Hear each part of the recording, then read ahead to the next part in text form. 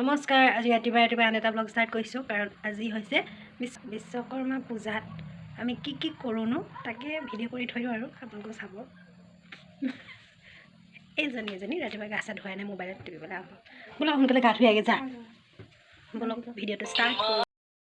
মায়ে ধুই আছে মগু, এইফালে চাই দিয়া। ৰাতিপুৱা টিপ টপ গা চা ধুই আমাৰ মা ৰেডি।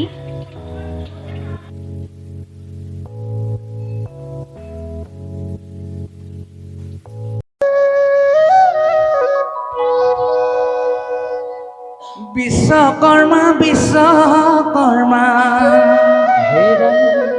দেৱ খনিক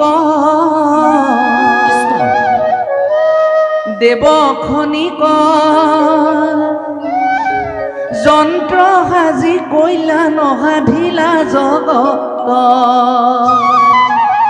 অ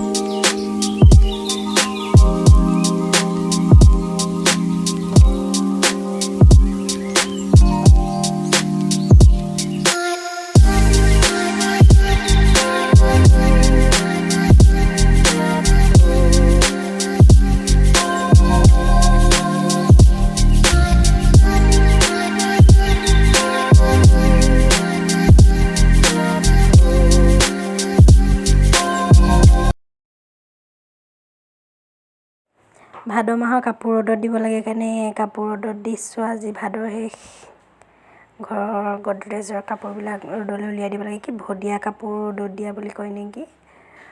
গোটেই বছৰটো ধৰি মানে কাপোৰবিলাক সোমাই থাকে, সেই চেঁচা পৰি যায়, সেইকাৰণে ভাদ মাহৰ ৰ'দত কাপোৰবোৰ উলিয়াই দিব লাগে আৰু এনেকৈ কিবা অসমীয়া নিয়ম আছে, ভালকৈ নাজানো মই। কাপোৰবিলাক এনেকৈ উলিয়াই দিব লাগে বুলি জানো আৰু ভাদ মাহত সেই উলিয়াই দিয়া হৈছিলে। ভিডিঅ'টো আজি ইমানেই।